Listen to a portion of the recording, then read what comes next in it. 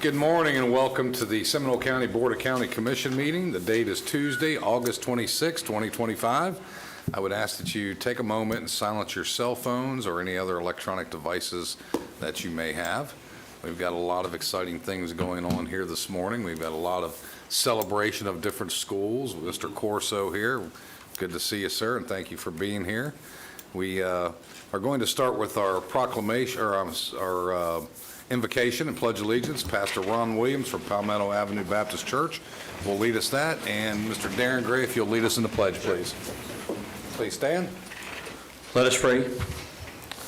This is the day that the Lord hath made. We will rejoice and be glad in it. We thank you, Lord, that we can be here today, and it's hard not to talk about the elephant in the room, Lee Corso. We thank you, Lord, that he's here, that he not only belongs to America, but he belongs to Seminole County specifically. And it is a joy to be able to recognize him today for all of his accomplishments and just bringing joy every week to our homes. And so thank you for this sports icon. And I hope he feels the joy that we do today. And bless him, give him many more years to serve the public and be encouragement to younger people.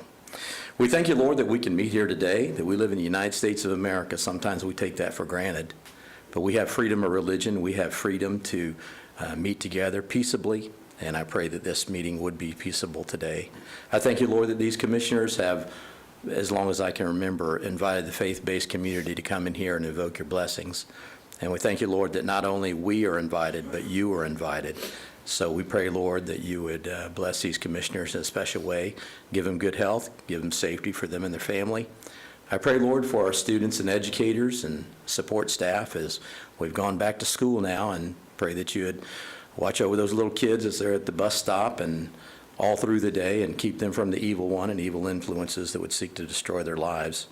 I pray, Lord, for our military and first responders today that none of them would get hurt, no one would die that wears American flag on their shoulder. I pray, Lord, that you might be with all of our government officials, not just the commissioners, but the president and his cabinet, as well as our governor, this great state, and the mayors of the cities here in Seminole County. We just pray, Lord, that peace would rule in our little piece of the world, as well as in Jerusalem and Ukraine. And I pray, Lord, that the golden rule would be practiced today, that we would do unto others, that we'd have them do unto us, and that the love of Christ would have full reign over our lives in this building. Thank you, Lord, that it is a day of celebration, not only for Lee Corso, but the others that are here today. And we just thank you, Lord, that we have an opportunity to live in Seminole County. We've chosen to live here because it's the natural choice for us. In Christ's name we pray. Amen. Amen. Please join me in honoring our flag. I pledge allegiance to the flag of the United States of America and to the republic for which it stands, one nation, under God, indivisible, with liberty and justice for all. Thank you, Pastor. We sincerely appreciate you being here to lead us in prayer this morning. Thank you, Mr. Gray. All right, we'll move on to our proclamation proclaiming August 26, 2025 as Lee Corso Day in Seminole County. This will be read by Commissioner Constantine. Commissioner? Thank you very much, Commissioner.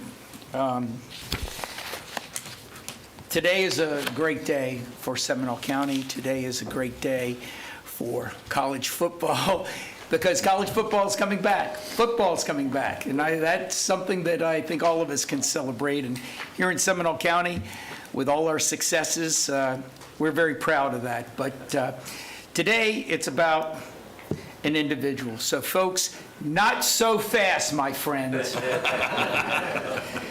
Today, we're going to talk about the face of college football for the last 40-plus years. This gentleman invented the headgear. His record is 286 and 144 for those gamblers out there. That's 66.5%. My mom would call me every Saturday to tell me, now my 93-year-old mother would call me every Saturday to tell me which headgear he had picked. And her being a big fan of the Gators, if it wasn't that in their game, she got upset. But I will tell you that some of my favorite times in my life were back in the 80s when I was commercial real estate director for Emerson Realty, and Lee had just left the Orlando Renegades, and he was their residential director of the South Division of Emerson Realty. And on Fridays, most people, can't stand, staff meetings, right? Not those Friday mornings. Friday morning, Charlie Emerson, who was a big Tennessee fan, had all of us there, and we never talked real estate. We talked football, and we talked stories about Lee Corso would give us one story after another. We were all in stitches for about an hour. It was a great way to get the day going and the week going, and that's how I met Lee Corso. So all I've got to say is, before I read this, is go Navy, beat Army, and a proclamation of the Seminole County Board of County Commissioners proclaiming August 26th, 2025 as Lee Corso Day in Seminole County, one of our favorite citizens of all time. Whereas Lee Corso, affectionately known as the Sunshine Scooter, began his athletic journey at Florida State University 1953 to 1956, excelling in both sides of the football, earning honors in baseball, and setting an interception record that stood for more than 2 decades. And whereas, after earning his bachelor's and master's degree at FSU, Mr. Corso launched a distinguished college coaching career at the University of Louisville, Indiana University, Northern Illinois, and with the USFL Orlando Renegades, leaving a legacy of leadership and sportsmanship. And whereas Mr. Corso became a household name in 1987 as an original analyst on ESPN College Game Day, where his trademark headgear picks and his famous phrase, "Not so fast, my friend," became beloved traditions for millions of fans nationwide. And whereas Mr. Corso has served as a tremendous ambassador for college football, for his alma mater, and for his beloved Seminole County, often speaking glowingly of his community and even reporting directly from his sunny Lake Mary home, once in the pool, by the way. I got your pencil, my friend. And whereas throughout his nearly 40 years of broadcasting career, Mr. Corso has inspired countless fans, uplifting his community and representing Seminole County with humor, passion, and pride. And whereas Mr. Corso's final appearance on College Game Day is scheduled for August 30th, this Saturday, and concluding an extraordinary career that has touched millions. And the game, by the way, is Texas versus Ohio State in Columbus, Ohio. We're not going to ask him which headgear he's going to put on. We'll wait for that glorious day. Now, therefore, be it proclaimed that we, Seminole County Board of Commissioners, do hereby proclaim August 26th, 2025 as Lee Corso Day in Seminole County, adopted this day. Second. Motion is second. All those in favor? Aye. Opposed, like sign. Carries unanimous. Congratulations.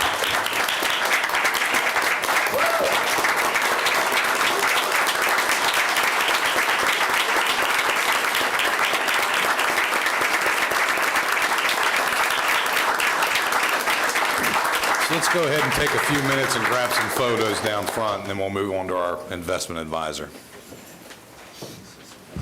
And we'll ask Mr. Corso for some wise words.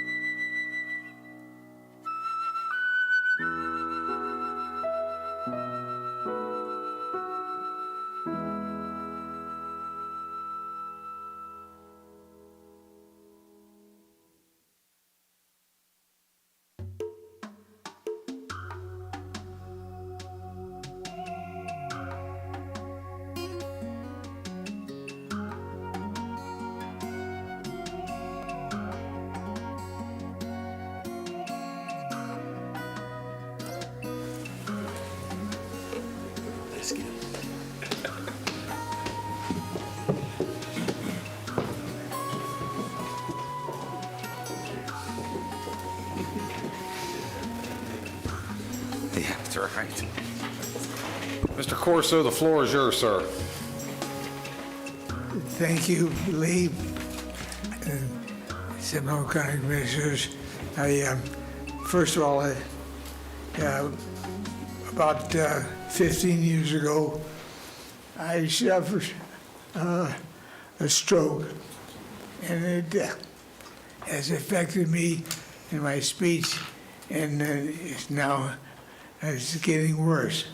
But I want you to know how much I appreciate, Lee, what you said, all those things about me. And I love work. I love living in Seminole County.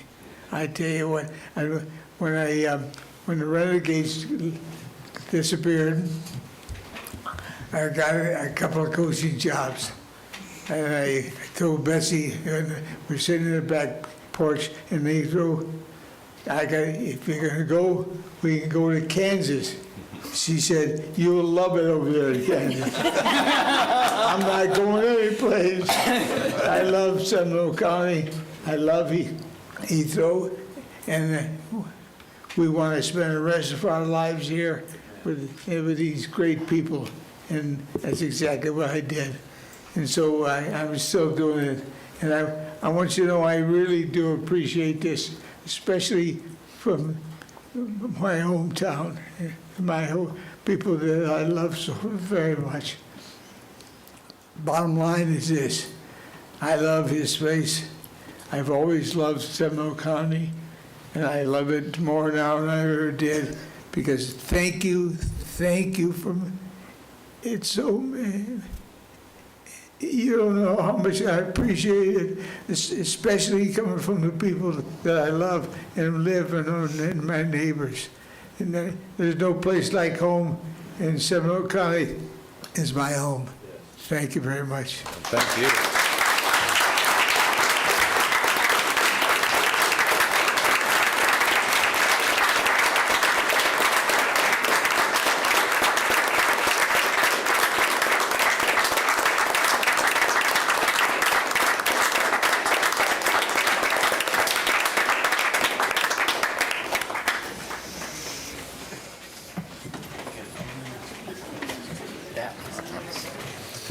All right, we'll give folks just a moment to clear the chambers.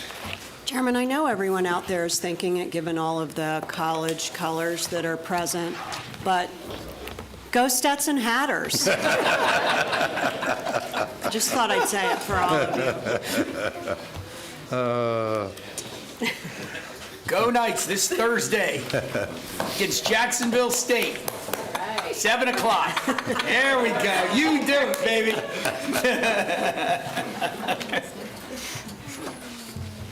He's looking around. How do I get it? How do I get out of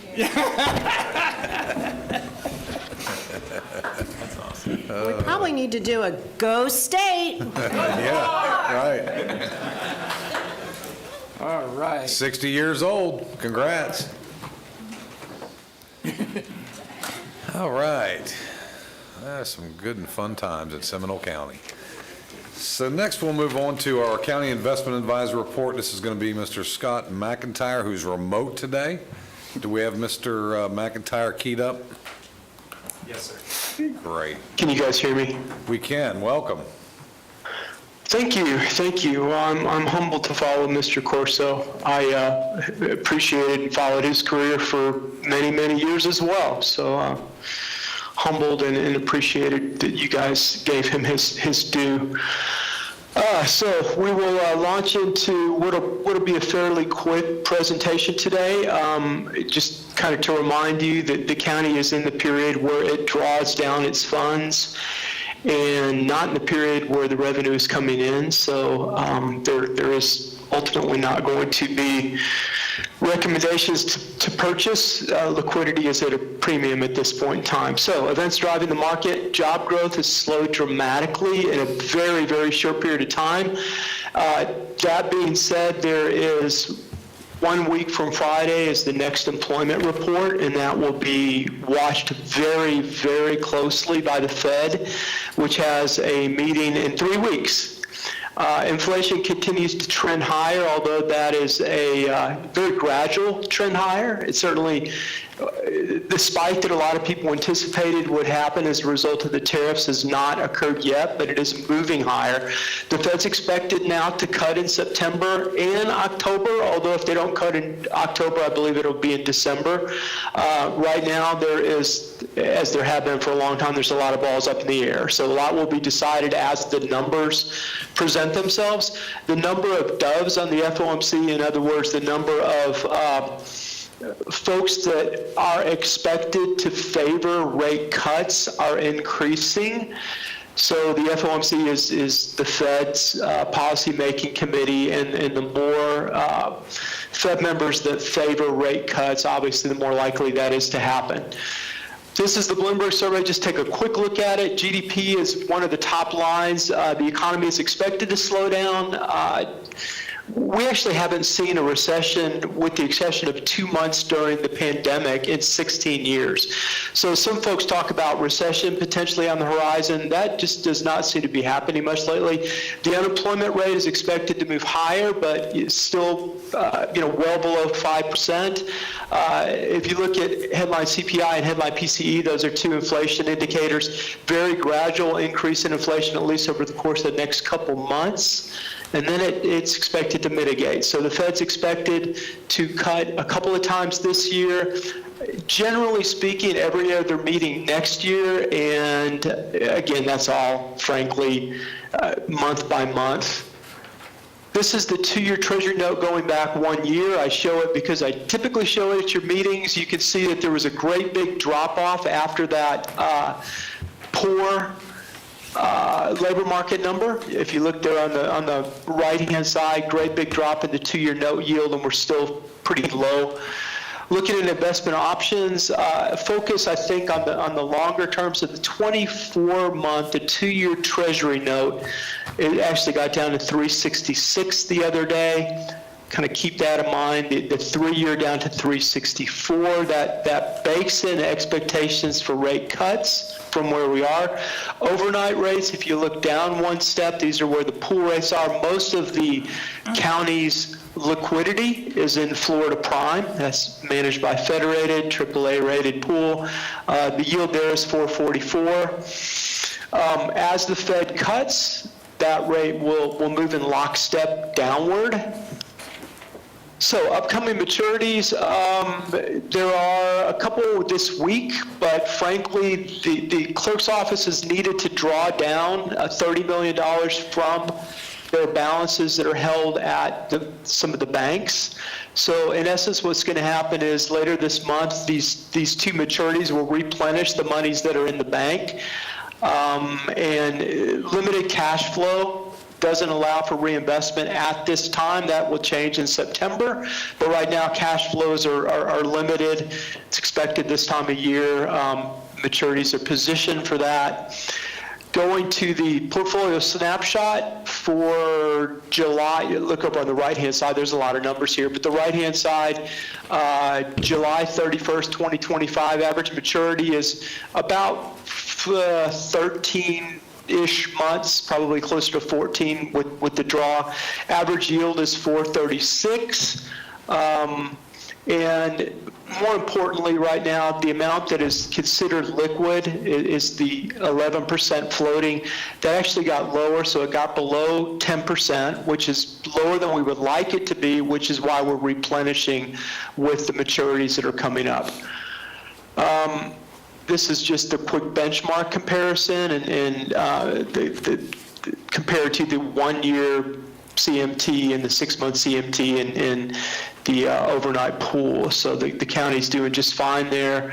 And that's, the county is going to improve further, I think, in the months to come as the Fed eventually starts those rate cuts that have been promised for so long. So I'm going to come back up here to the motion, but again, my recommendation is to build up your liquidity this month. And in September, we'll have ample liquidity to be able to move on and start to reinvest some of what is not needed. Great. Thank you, Scott. Any questions for Mr. McIntyre? Seeing none, I will look to the board for a motion. Move to implement the recommendations of our financial advisor based on the report submitted today and recommend that the clerk implement said board recommendations. Second. Motion is second. Any further discussion? Seeing none, all those in favor? Aye. Opposed, like sign. Seeing none, carries unanimous. Thank you, Mr. McIntyre. We'll see you in person Thank next you. time. Sounds good. Thanks, guys. Bye. Great. Now we're going to move into our consent agenda items for the constitutional officers and the county managers. If there's anybody here that's here to speak on any of these matters, please be sure and grab a speaker's form in the lobby. If you'd bring them right up here to Miss Dominique, the clerk, she'll make sure that we get a heads up that you'd like to speak on one of those items. Mr. County Manager, any revisions or deletions or updates to your consent agenda, sir? Thank you, Mr. Chairman and Commissioners. Just one item that I need to pull is item number 7 under Community Services, and we'll be bringing that back in a few months. Number 7? Yes, and that's all. Okay. Any commissioner desire to pull any of the items separate and apart for separate consideration? Okay, seeing none, we will go to Ms. Latour, the county attorney, who will read into the record the rules of public engagement. Thank you, Mr. Chairman. Florida law provides that members of the public shall be given a reasonable opportunity to be heard on propositions before the Board of County Commissioners, except when the board is acting in an emergency or ministerial matters or conducting a meeting exempt from the requirements of the Sunshine Law. Individuals shall be permitted 3 minutes each for public comment or 6 minutes when the individual is an official representative of a formal association or group. The chairman may modify the maximum time for public comment at his sole discretion when appropriate. Public comments on quasi-judicial or other public hearing items will occur during the board's consideration of those items this afternoon. Public comments on pending procurement matters or on non-agenda items shall not be permitted at this time. Members of the public desiring to make public comment must fill out a speaker form and present the form to staff. Forms are available in the lobby. Mr. Chairman. Thank you, Ms. Latour. Do we have anyone here, Dominique, to speak on this agenda? No, sir. Seeing none, we'll close public input and go to board action. Mr. Chairman, I will move that we approve item number 3, the constitutional amendment consent agenda, and 4 through 19, with the exception of 7 on the county manager's consent agenda. Second. Motion is second. Any further discussion? All those in favor? Aye. Opposed, like sign. Hearing none, carries unanimous. Thank you very much. Next item is we're going to move to our work session portion of the meeting. We'll give these folks a few moments to set up. Our first one up is going to be Code Enforcement, Chapter 53. This will be presented by Tricia Johnson, Deputy County Manager, and Mike Rhodes, Compliance Coordinator. Mr. Rhodes? Good morning, Mr. Chairman and Commissioners. Thank you again for the opportunity to work on this project. I think we're starting with Tricia, and then we'll come back. Yes, sir. Thank you. Morning, Chairman and Commissioners. Our agenda for today is similar to previous work sessions. We're going to cover a little bit of the background, walk you through some of our key transition items that we are in the process of completing, and then Mike Rhodes will talk to you about Chapter 53 and the recommendations that our team is making for moving forward. From a background perspective, as you may recall, in April of 2024, we established a code enforcement working group. In September of that year, this commission approved transitioning the code enforcement team from the Sheriff's Office under the BCC. In January of this year, the commission approved our code enforcement transition plan, and last May, the commission adopted the International Property Maintenance Code. Our key action items, these are the items we have completed thus far. As mentioned, we adopted the International Property Maintenance Code. We recruited our division manager, Mr. John Martin, seated behind me. We recruited our field supervisor, Chris Smith, who joined the team a couple of weeks ago. We are in the process of finalizing the selection of our code enforcement officers. Our budget will be finalized through the budget process. Fleet and facilities. The fleet will transition from the Sheriff's Office by October 1st, and our facilities are being finalized with the facilities team. We've established standard operating procedures, a code enforcement training program, and all current cases are under review. and today we'll talk about Chapter 53. Those action items that are ongoing, we are working on an interim IT program setup. As you know, we will be transitioning to Acela in early 2026, but we need an interim program for the time being. With Acela, we want to develop and deploy a user-friendly public portal. We want to overhaul the internal case management process. After this meeting, we will come back to you on September 23rd with recommendations to Chapters 40, 95, 120, 168, and County Administrative Code. And the new division is scheduled to launch on time, October 1st. And with that, I will give the mic back to Mr. Rhodes. Okay, so Commissioners, the reason we put Florida Statute 162 up in front of you here, at least the intent language, is just to kind of remind you of our intentions with regards to Chapter 53 and the other code amendments that we're making, and that's to kind of go back to the original legislative intent, and again, as underlined there, to provide an equitable, expeditious, effective, and inexpensive way of enforcing any codes and ordinances. So it's in that spirit that we offer you these amendments today. As you probably know, Chapter 53 of the Seminole County Code implements Chapter 162 of the Florida statutes. It also establishes the Code Enforcement Board and the Special Magistrate and enforcement procedures and the Code Citation Program.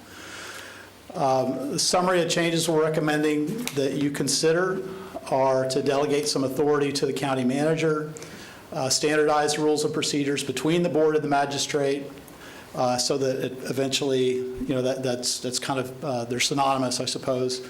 We're recommending that you return the lien reduction process to the special magistrate, that you revise the maximum possible fines as authorized by Florida statutes, that you remove the recommended fines table, and we can talk about that more if you like, and then revise the citation process to update it and get it current for us. With regards to the definitions, right now you don't really define the county manager in a role with regards to code enforcement, in part probably because you sent that off to the sheriff's office long ago. But in particular, now that it's coming back under the Board of County Commissioners, we feel like it's important to establish the county manager's role in the management of the day-to-day operations of that code enforcement function. And so specifically, we're recommending that the county manager be authorized to designate who's a code enforcement officer as part of that process. Obviously, as you've set up the reorganization, you've got a code enforcement division, and we still anticipate most, if not everything, being handled by the code enforcement division. However, there are still going to be those occasions where folks in environmental services or other parts of county government will have an appropriate role in the code enforcement process, and we want to make sure the county manager is able to respond as organizational changes occur. Next, we want to talk about the Code Enforcement Board and the Special Magistrate. One of the things that's important to understand is when Chapter 162 of the statutes was adopted, it initially set up code enforcement boards. It did not anticipate magistrates. And so when you look at the statute and then subsequently our county code, you'll notice that not everything is as clear. There doesn't appear to be a one-to-one relationship, either in the statute or in the county code. What we're recommending here is that we clarify that both the board and the magistrate have the same responsibilities and authority under the county code. Next topic is reduction of liens. As you all know, reduction of liens currently comes through the Board of County Commissioners. It consumes quite a bit of time and energy on your agendas. I think it's going to do it again today. We're recommending that process come back underneath the magistrate and or the board. As you currently have set up now, we're recommending that you continue to have minimum requirements and criteria for lien reductions. But again, the recommendation is to put it back with the folks, whether it's the magistrate or the board, who have had kind of direct involvement in evaluating the evidence, evaluating the testimony of the respondents, and then later on, assuming you all agree with this recommendation, also deciding whether or not the fine should be reduced, and if so, by how much. We're also recommending that you authorize the county manager and the county attorney's office to execute lien releases and satisfactions. This is really critical from a timing and efficiency standpoint. And again, you all know what the lead time is for your board agendas. And then you know what it's like to go through the process afterwards, getting everything executed. And in the world of real estate, it's really just important for us to have a more efficient way of managing this. And again, take it off of your plate, off of your agendas, and put it more appropriately where with the board and the magistrate. And again, authorize the staff to have those lien releases and satisfactions executed by them and get it done a little bit more quickly. Next recommendation involves the actual imposition of fines and the maximum fines available. As you all know, the maximum fine under county code is currently $250. And Florida statutes back in 1995 actually authorized that for counties and cities over 50,000 in population, you could, by adoption of a resolution, impose fines of up to $1,000 per day, $5,000 for repeat violations, and up to $15,000 for violations deemed to be irreparable or irreversible in nature. And I think it's important to have the stick. You don't necessarily need to exercise it all the time. And certainly, I think the board and/or magistrate are capable of making decisions about when it's appropriate to impose more substantial fines. And as Seminole County's grown, there are those instances where you've had violations that probably merit a much bigger fine than you're able to currently impose under your county code. So that's a big change, I understand. And I'm happy to talk about it a little bit more. I do want to just kind of share with you that a lot of jurisdictions around the state of Florida have adopted these higher fines. This is a sampling of counties, in and around the state. So you're not alone if you go with this. And again, I don't think it's going to be one of those things that gets done frequently, but where it's appropriate, I think you want to have the ability to wield a little bit bigger stick. We're also recommending you update the citation process. The citation process in your current county code is not utilized very much, particularly in the code enforcement space. It is used a bit more in animal services. But we feel like it's appropriate, particularly since you've adopted the International Property Maintenance Code, to revise your code citation process to reflect those changes. Some obsolete citation references are being removed.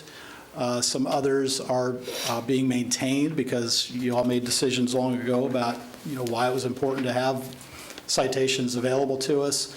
As I think you know, citations are like tickets that are issued to people rather than to property.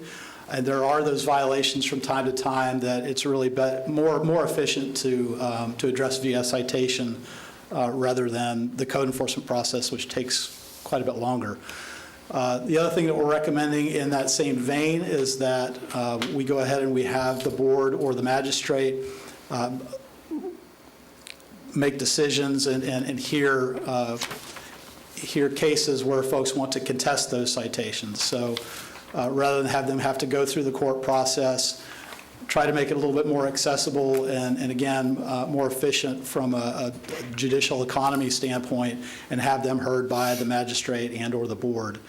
And we're recommending a procedure be set up to do that you don't currently have in your county code.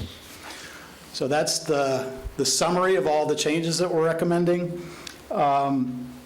Recommendations for next steps, and we realize that there are perhaps some discussion points here and there within the recommendations that we're making, but we want to hear those concerns and hear those discussion points and make sure that we incorporate them into the final changes that we would hopefully be able to bring back before the Board of County Commissioners on September 9th.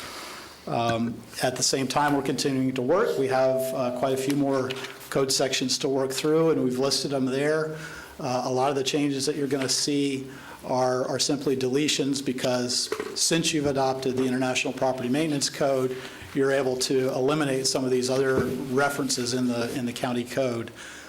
So again, a lot of this is about efficiency and trying to make things a little bit easier for everybody to understand, and certainly, hopefully, easier for everybody to process. So I'm happy to answer any questions you might have.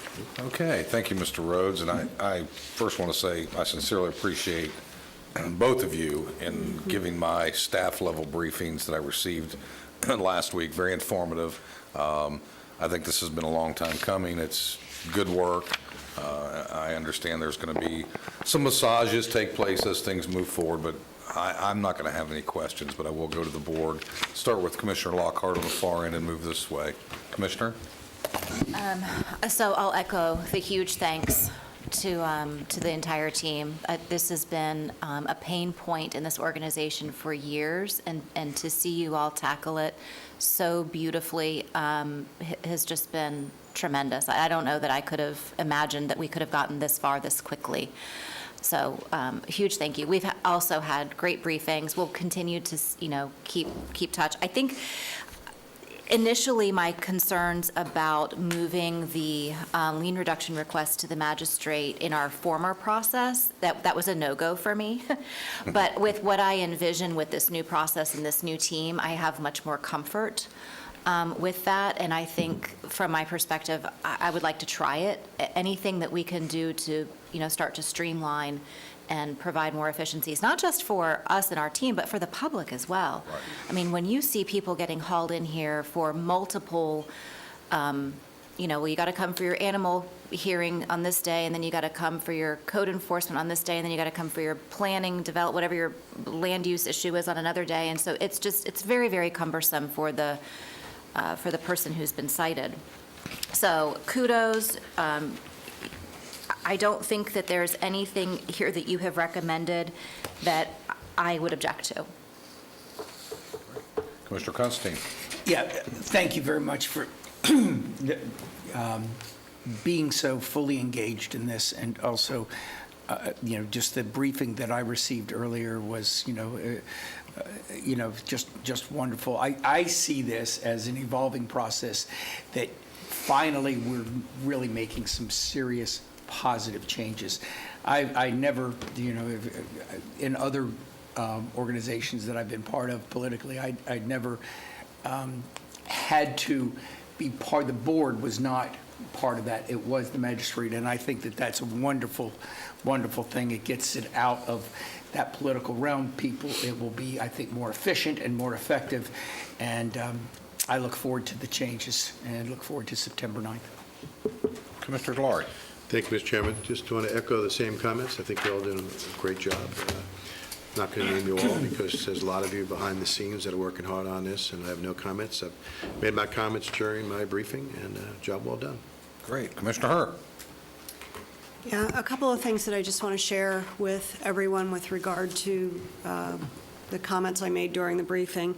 I do want to make sure when the code comes back that we don't create a window for venue shopping, magistrate, or code enforcement board. That would not benefit any of us nor the citizens. So I was really clear about that expectation, and I think challenge has been accepted. I am a great fan of the not to increase fees being increased. We lived through a terrible situation in my district where, quite honestly, the fees were less expensive than them doing it the right way, and we could not, on behalf of the citizens that lived near them, stop a rock-crushing situation with a developer that just literally polluted people's homes to get work done because our fines weren't big enough. And I'm confident, given the numbers that were here, that that would have changed that dynamic.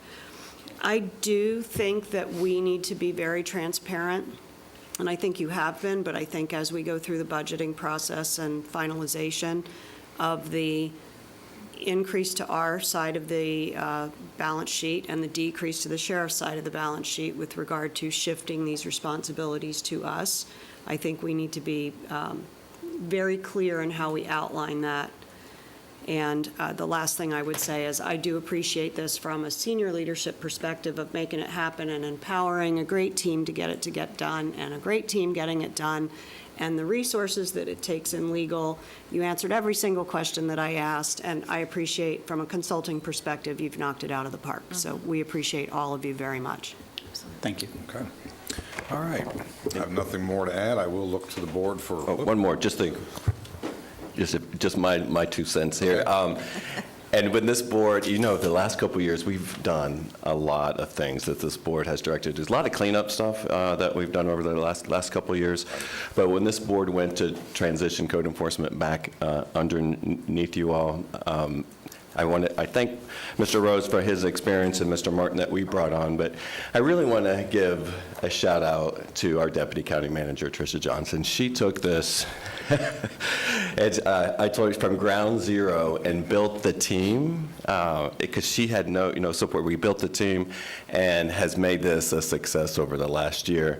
And with the assistance of our attorney's office, it's been, the war room has been fun in a way, but I want to give Tricia a lot of kudos because her leadership really is what has made this successful. Good work. Yep. Good work. I do have a question. Yes, Commissioner Lockhart. Because I know we were in communication with the sheriff's office and we were getting some final numbers from them. Were we ever able to determine a final number, to Commissioner Herr's point, from the sheriff's office of the cost of running code enforcement in total, the total cost? If I remember right, the stuff that you presented the board was like 1.1 or 1.3 million, is that? That was not the total cost. That did not include Correct. benefits, retirement. It was not a fully loaded operation.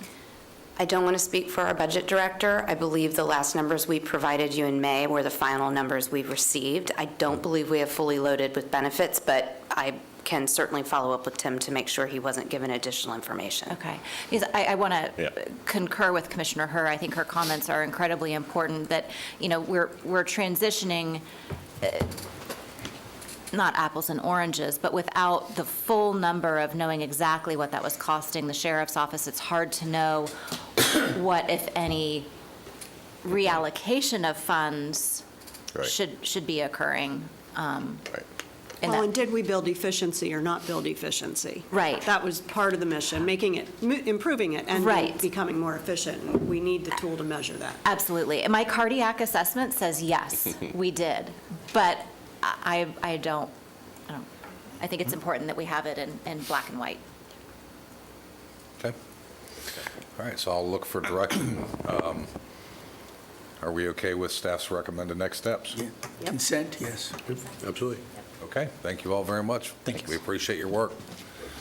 All righty, while they're leaving, we'll go get our folks ready for the next item, which is our microtransit fare policy.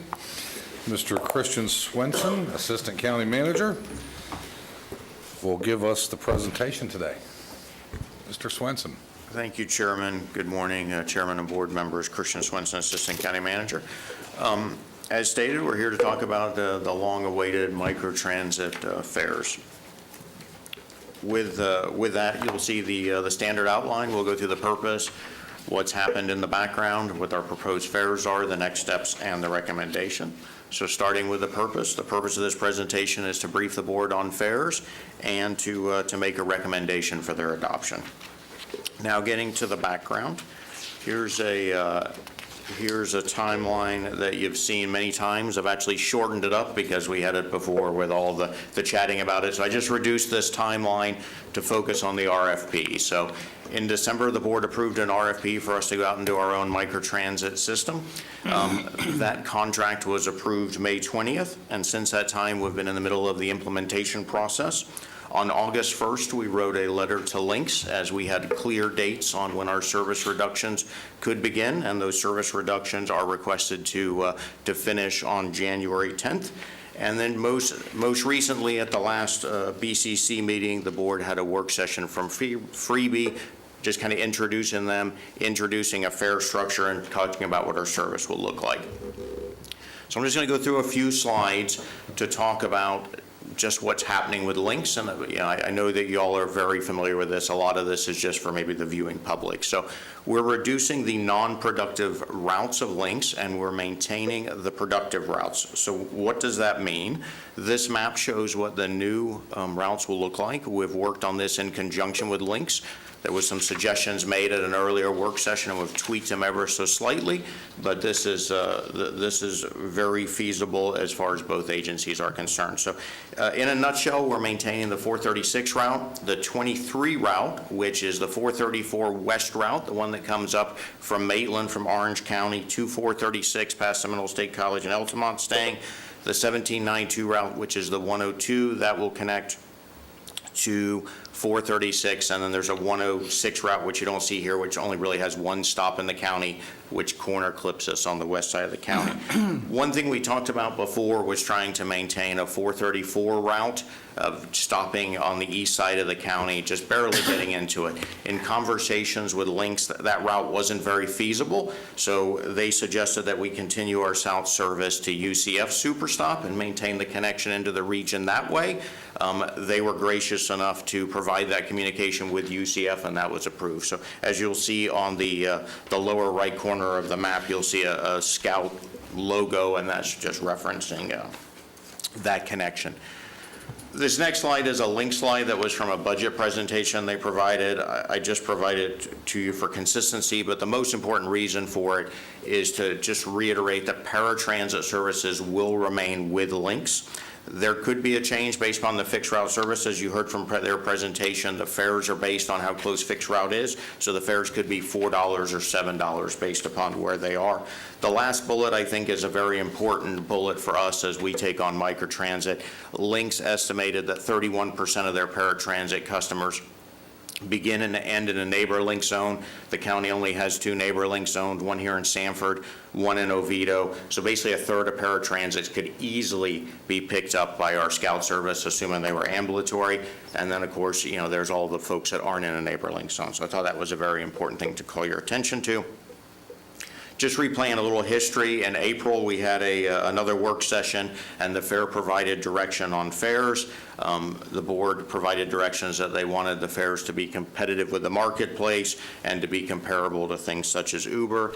They also you also provided direction on discounts for low income, disabled, senior students, and things like that, and also provide discounts for access to Sunrail. Also at that board meeting, the board provided direction on the system being a zone-based system, but allowing a flex zone possibility, meaning that you could travel from one zone to another. You weren't just tethered into a zones like many microtransit systems are. This gave it greater flexibility, and we also talked about schedule. There were some additional comments received from the BCC at that meeting. So I'm just going to run through a few of these comments because I thought they were very pertinent to the fare development. The board stated they did not want to compete with Uber. They thought that the fares should be market-based for choice riders, and a choice rider is someone who is not dependent upon public transportation. The fares should be used to control ridership, so we just didn't have a crazy explosive growth in the system that perhaps become an unobtainable system. And also that the fares should be economical for essential riders. And essential riders are those riders who are very much dependent on public transportation for their daily life. And that the overall service cost of our system should be equal or less than what our current system is with Lynx. So with that, we took all that information and we started some steps to develop a fare system. We hired outside counsel and had them look at a fare structure and verify that it was compliant with all laws and wouldn't preclude any future grant opportunities. We gathered a bunch of data on income demographics, social demographics, things like that. We did a bunch of tests with on-demand systems like Uber and just tried to figure out what rates were in the county for various trips. We hired an economist who verified these fares were acceptable and market tolerant for both the choice rider and the essential rider. And then we also worked with our community services department to develop a logical discount structure. So with that, I'm going to make it into the proposed fares. And I'll give a little background of the system. We developed a 5-zone system. We named each system after a primary water body in the system. And we did this because we have more cities than we had zones, so it was becoming confusing to some of our test folks as to whether a city was served. So we said, let's just go to water bodies, move it away from that, so you'll see that in the map. We also focus the zone boundaries on water bodies and major roads. So that way neighbors weren't, in one zone and the person across the street was in a different. We tried to make it as geographically constraining for usability as possible in that regard. We also focus on sunrail stations. We put a sunrail station in each zone. Obviously, the zone that's in the eastern part of the county, the Oviedo area, is currently not serviced by sunrail, so they were not able to get a sunrail station, but the ones that were went through there. Each zone was also organized taking into account medical facilities, government offices, grocery stores, things of that nature. So that way someone could live, work, and play kind of in their area and stay within a zone if they choose. And then we also organize the zones with the intent of trying to, somewhat reduce long trips. So here's a map of the zones that we came up with. You've seen a version of this before in the last board meeting. This is a gray one, just to differentiate our fare chart to make it a little easy, but you can see the water bodies there. You will see Lake Mary is referenced, but it's not the city of Lake Mary, it is Lake Mary. And then also keep in mind that there are flex zones that allow you to stay in the zone, but the flex zone allows you to travel to any other zone. So going back to the original proposal by Freebie, it was proposed as a mileage-based system with upcharges for flex zone usage. So when we brought the economist on board, the economist opined that that was a very granular system, and it was very exciting for an economist to be able to capture every little change. But from a usability standpoint, it was maybe not the best for the customers. So he suggested that a new fare structure be developed, and we worked with Freebie to develop that, and that fare structure should be zone-based, it should be simpler, and it should have a uniform fare structure. So with that, this is what you saw at the last work session. It's a much larger version, but this is the fare structure that came out of those discussions. It has a base fare that is for the price to stay in a zone, and you'll see here we've got it designated as a pink ticket. So if you look at the chart, everywhere that is pink is staying within the same zone. And then there's also zone-based pricing that increases the pricing as you travel more zones. So as you can see, a green ticket is one zone transfer, blue ticket is a 2-zone transfer, and obviously correspondingly yellow is a 3-zone transfer. And then the proposed fare structures, although not shown on this chart, also included a discount structure as mentioned with the board's direction. So now going to the specifics. So we're filling in this chart, and the fares shown here are for the choice riders. These do not show the discounts that will be available subsequently. So as you can see, we're proposing a cashless system. We can have tickets available at places at county offices where we take money, such as parks and libraries and things like that. We can easily develop that system. But running through the prices, a same zone ticket is $4, a 1-zone transfer $7, 2-zone transfer $10, and a 3-zone transfer $14. As you'll see in the left-hand side of the slide, there are some additional charges. There is a peak zone surcharge, basically a rush hour surcharge for choice riders of an additional $1. There's additional passengers in your party are $1 each. And then there's a charge there for an extra seat for a large storage item. So if you take a tuba or something and it doesn't fit in the back and you need to put it on a seat, you'll be charged an extra $1 to occupy that seat with said tuba or whatever your large travel companion is. So now going to the essential riders and the discount structure to aid the pricing of that. So the first discount is really available for all riders, and it is a discount for booking through the app. So that we're suggesting that for both the choice riders and the essential riders. You'll notice an asterisk next to that. That is a stackable discount, and if you fall into one of the subsequent categories I'll talk about, you can have that added to it. Sunrail, we are proposing to have a capped fare of $2, and what this fare is, it's the same fare that Lynx is currently charging to get on and use Sunrail. That just keeps it consistent. It doesn't cause any kind of obstacle for further Sunrail usage. We're proposing a 50% discount for seniors. In the world of fixed route, the FTA actually requires a 50% discount for seniors. This is not a fixed route service, but it's a fairly common discount in public transit to have a half off for seniors at 65 and older. So we are maintaining that. Students, 50%. We're proposing 2 income-based discounts, a high, low income level, which is someone who would qualify for rent or housing assistance. We're proposing a 50% discount for them. However, their fare would be capped at $5 regardless of how far they went. It would never cost more than that. And then a low level, low income level, and that would be someone that would qualify for food assistance.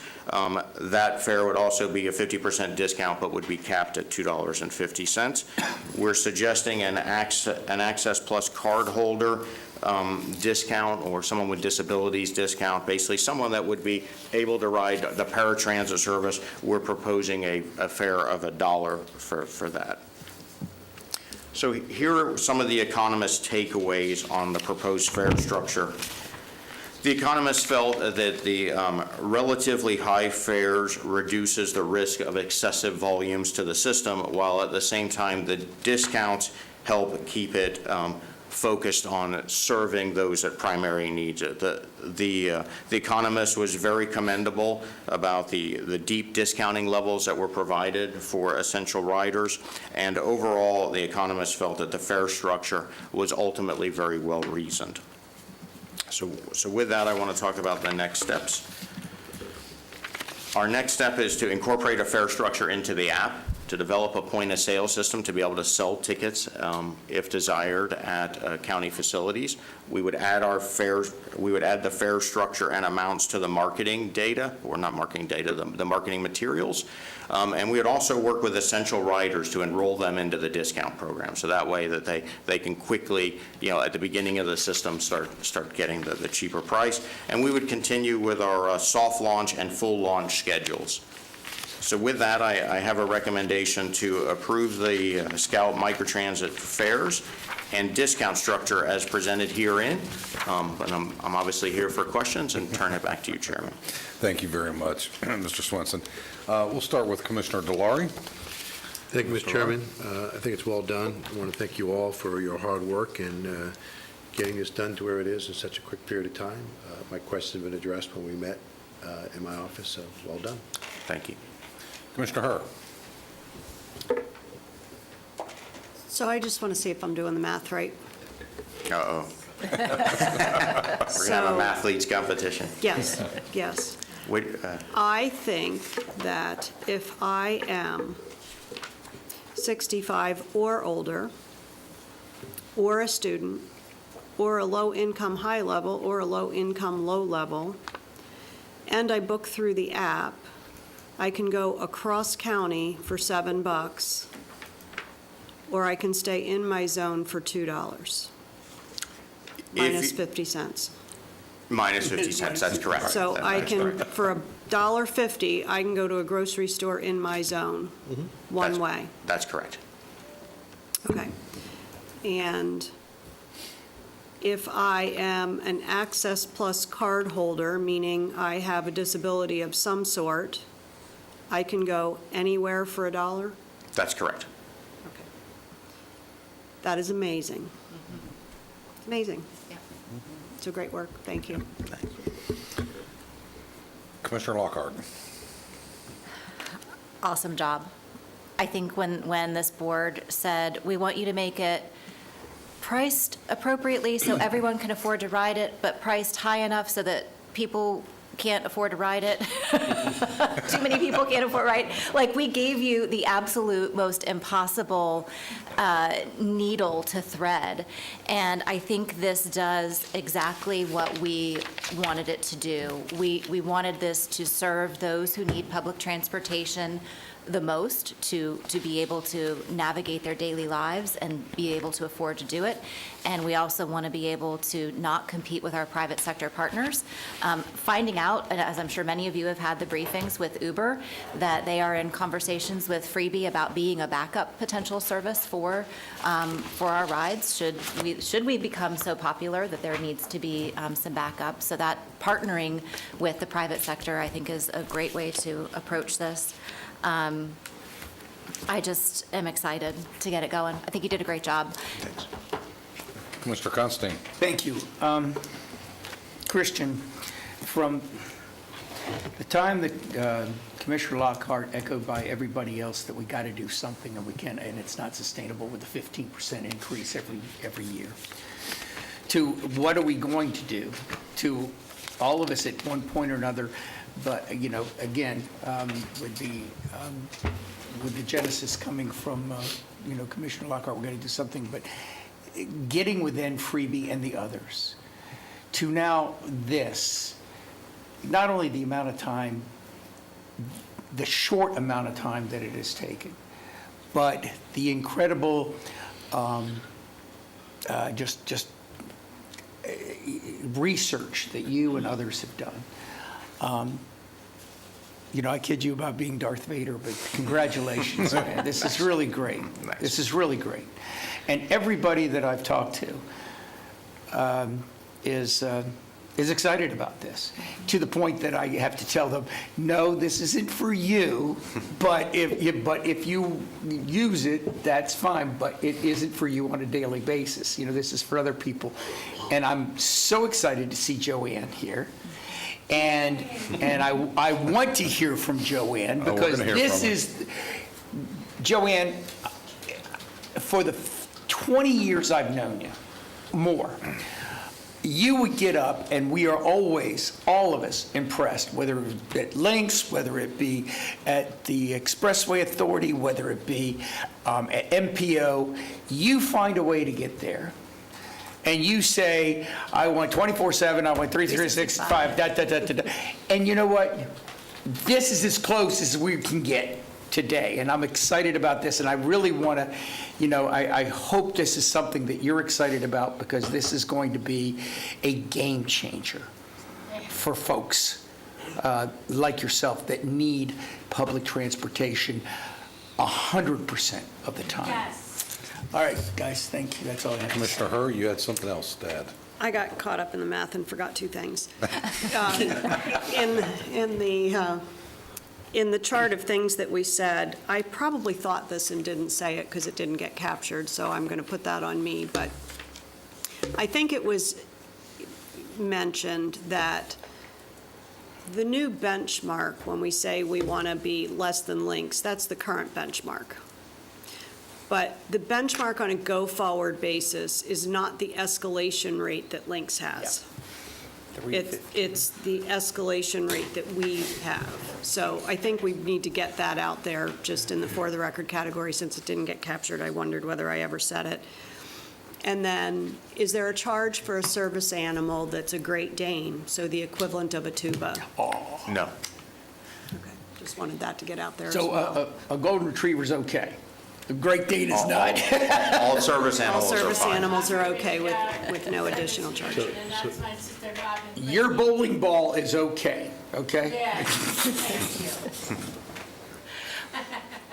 All right. Mr. Chairman? Yes. Sorry, Commissioner. one more thing that I think is important. I've had a couple of different folks from the media say, what is the one thing that you hope people think about? And then they've also asked the reverse of, what is the one thing you are most fearful that people, may have as a takeaway, which is an interesting question.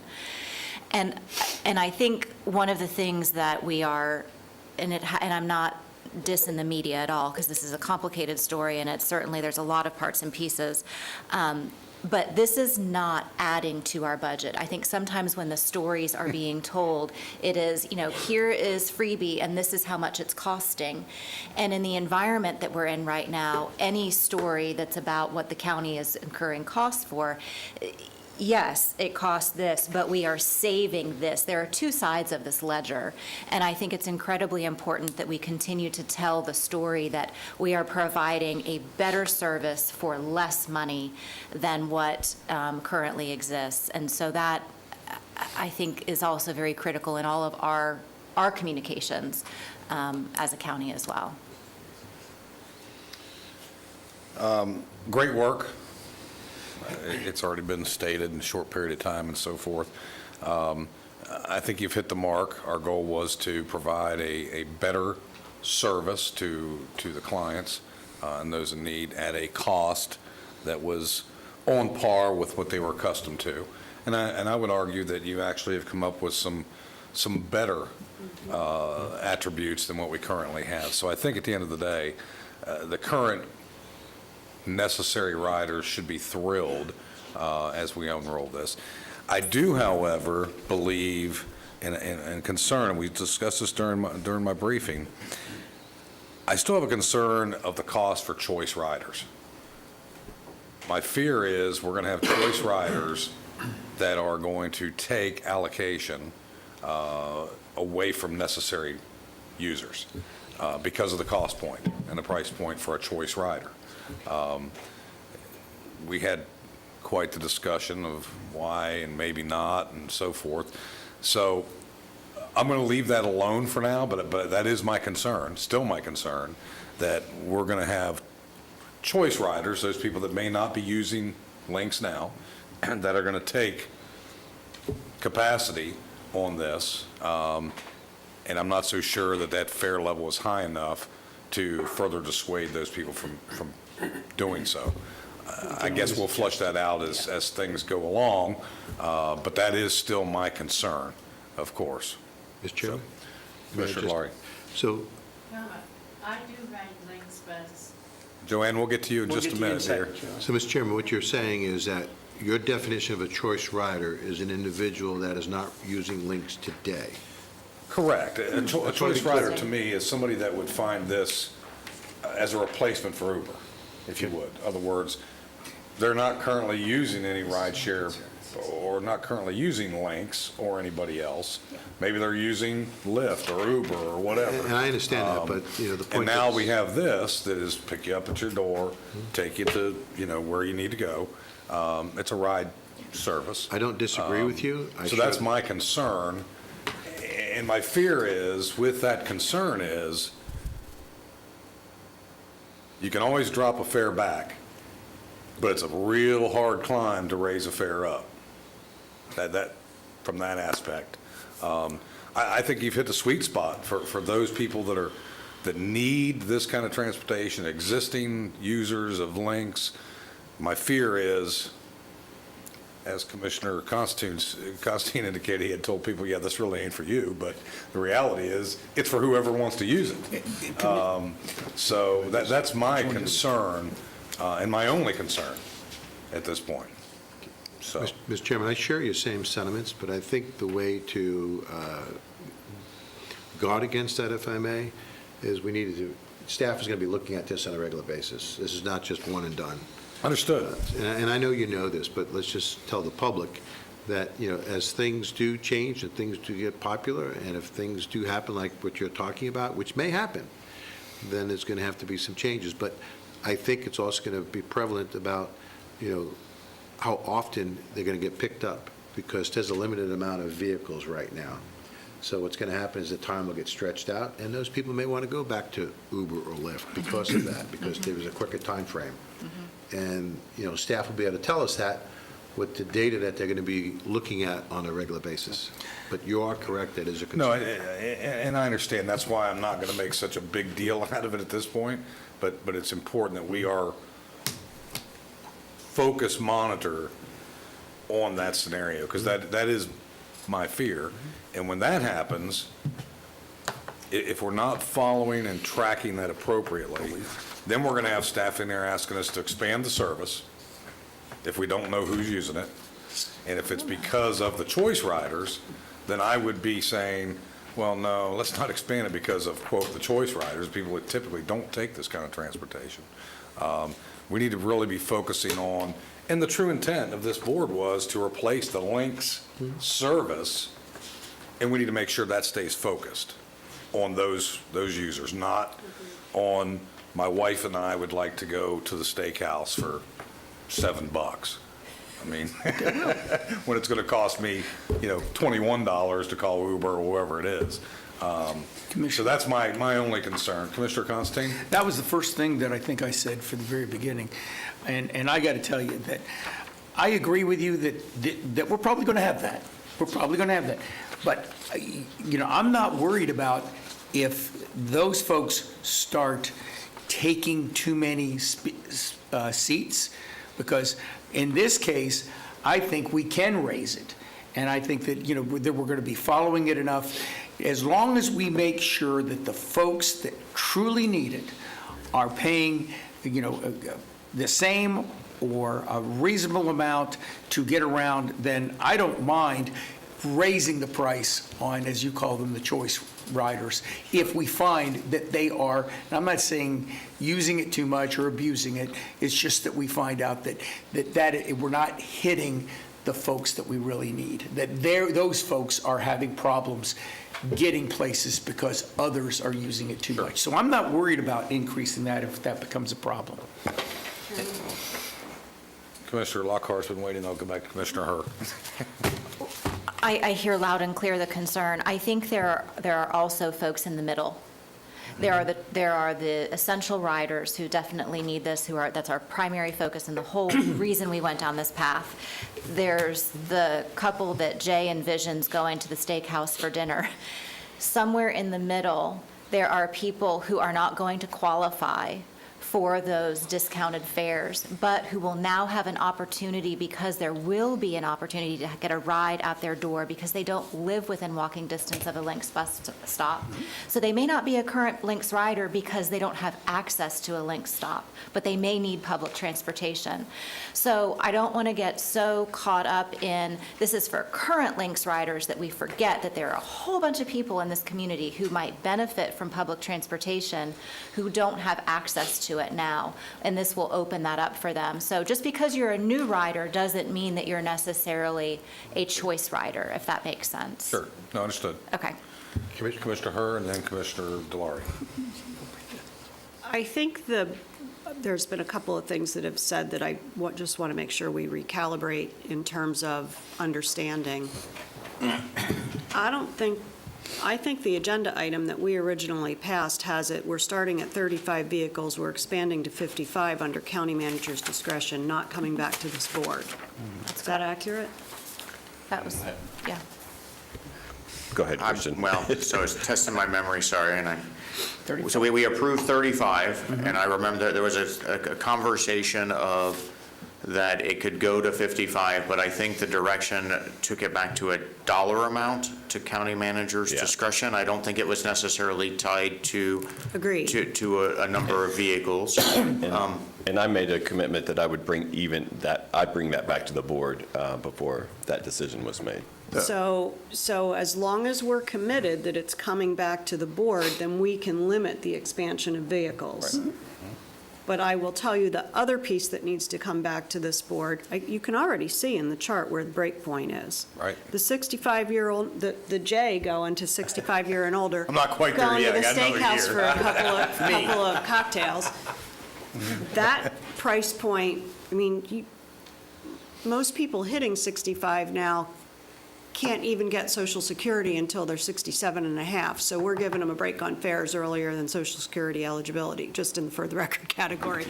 So that is probably one of the pressure points in this scale that may have to be addressed sooner rather than later, which may not be popular up here, just also acknowledging that. And so I think there's got to be attention paid to that. And then I'll put the onus back on the board. We're going to have to make tough decisions very early on in this process and can't get weak with 100% increase to the rate. Right. That may be the reality that we face, but I think we should go out with it as projected. Economists, all of the involvement that's happened, which are way above our pay grades, quite honestly. But we have to aggressively look at this in terms of right-sizing it from the very beginning. We cannot buy our way out of losses if we let them go too long. Sorry. Go ahead. I just wanted to touch on something that Commissioner Delary brought up about the data. You know, right now in our current system, and I think everyone knows this, but some of it will be for, their viewing audience, and some of it will be a refresher. But in our current data, the way ridership is tracked with links is someone gets on the vehicle and they pass by a beam, and they get off of a vehicle and they pass by a beam. And they're anonymous on how they paid, what their demographics are, and things of that nature.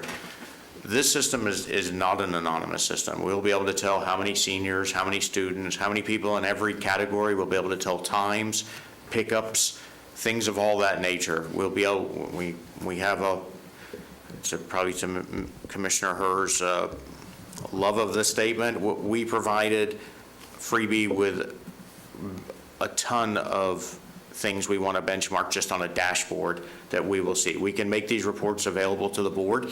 We'll be able to make decisions not only based upon individual categories, we can make it on how many people are in the vehicles, how many people, what the pickup times are, things of that nature. So, there's a lot of granularity here that can provide decision making to stay on top of this, that gives, y'all as policymakers some very, very key points to be able to adjust the systems in a number of ways by focusing on very target areas. So I just wanted to put that back out there just so everyone was aware of it. Mr. Delary. Thank you.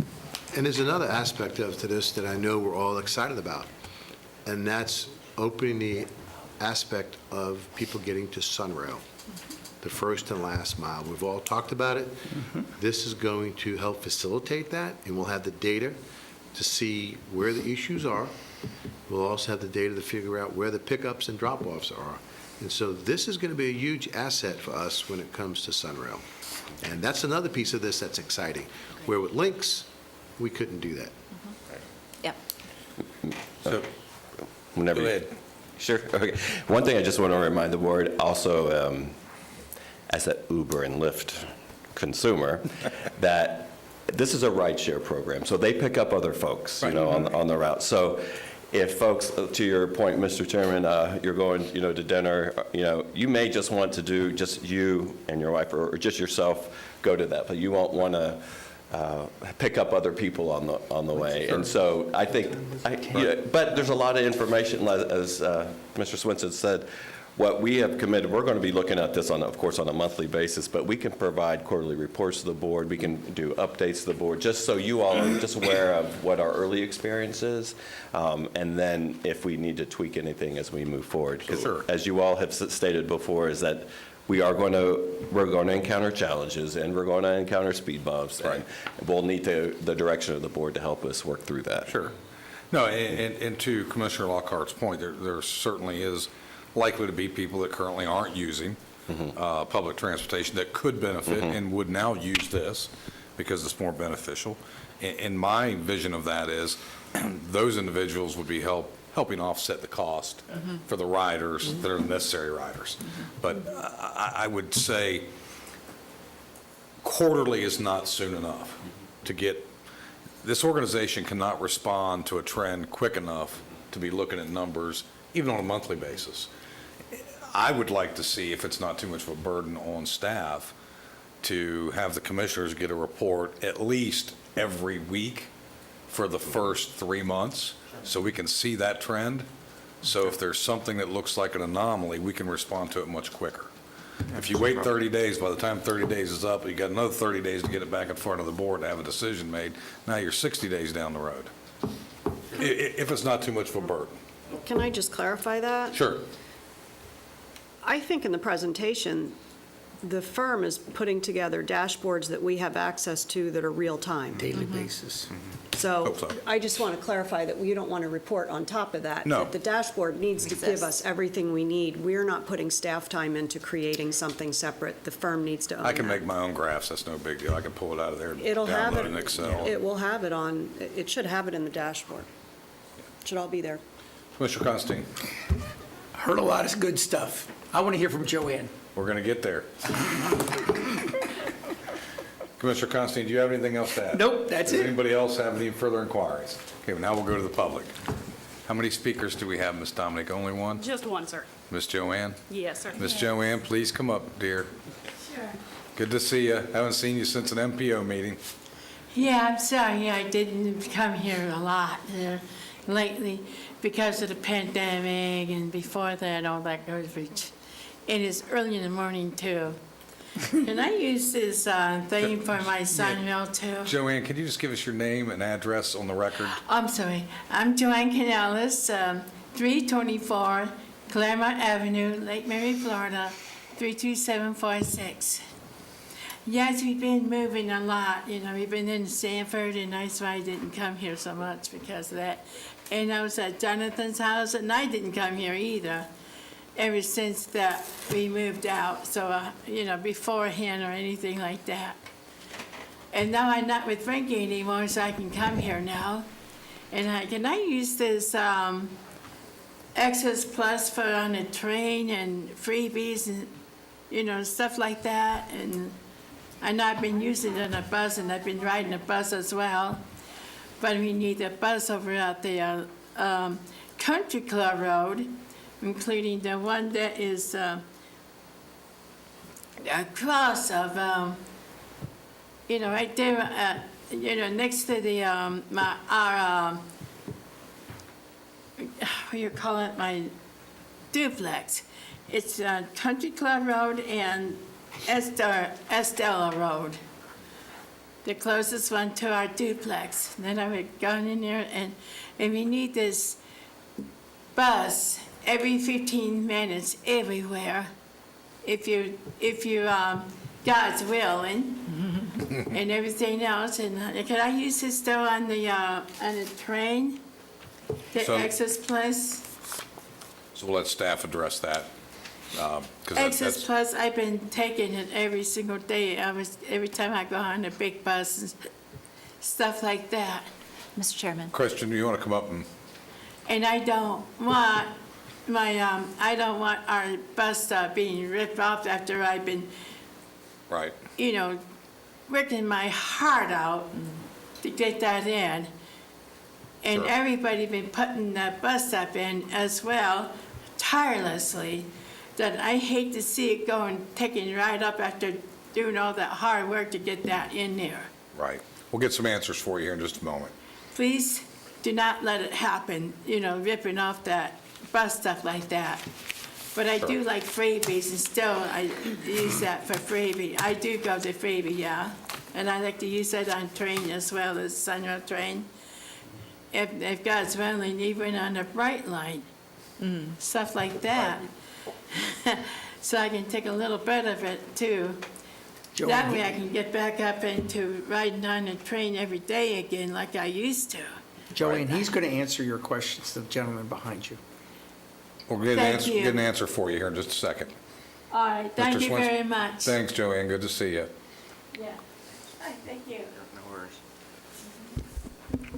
So I will check with Sunrail. I don't believe it's currently something that they use as a discount structure, but I will check with Sunrail and make the connection with Joanne. As you saw in the presentation, the last line, Access Plus will be one of the qualifiers for disabilities that will be available on our Scout system. So there'll be other qualifiers, but that's a prime one, so it's definitely And we have the part of our Sunrail chair here that might be able to answer that as well. Commissioner Lockhart? Yeah. Joanne attends all of our Sunrail Commission meetings, and this has been something that we've been working on, the integration of these systems and the fares, and being able to easily go from one mode to another is something that is very much in the works. It is going to take some more coordination. You will still be able to do the traveling. You may have to hold onto your card for a little while longer and use that for the train. So keep that, don't get rid of that yet. But we're working on what that integration is going to look like. We just don't have it exactly planned yet. But as soon as we get it, I bet you will be one of the first, if not the first, to know. You know, change is hard. Sure. And I think our community, especially folks who are used to riding links, that is what we know and that's what's familiar. And so this is why it's going to be so critically important that we have navigators to help with this transition, and the overlap is going to be so incredibly important. And I'm thrilled that our board has taken so much time and has placed so much importance on this transition so that folks like Joanne have the tools that they need to access what is going to be a much better service, because you won't need a bus. You won't have to stand at the bus stop anymore. The car is going to come and pick you up right at your house, right? It's hot. It's awful. So this is 10 times better than a bus, even though the bus is what we're used to. So it's just going to take a little time to transition. Bowling ball can go right on it. Absolutely. Okay. Well, Anyone? and Chairman, I think just the last sentence in that, which was really well said, is that we have teams that are here to help you do that transition. So we're ready to help you make this transition easy. Anybody else from the public here to speak on this matter? No, sir. Seeing none, we'll close public input. Go back to the board, and let's give staff direction, or somebody want to make, I would love to make a motion. please. If you would entertain it, to approve the Scout Microtransit Service fare and discount structure that was presented here today. Second. Motion and second. Any further discussion? Seeing none, all those in favor? Aye. Opposed? Like sign? Passes unanimous. Thank you, Joanne, for being here. Thanks, staff, very much. Anything else before we take our midday break? Seeing none, we'll be in recess until 1:30. Thank you all very much.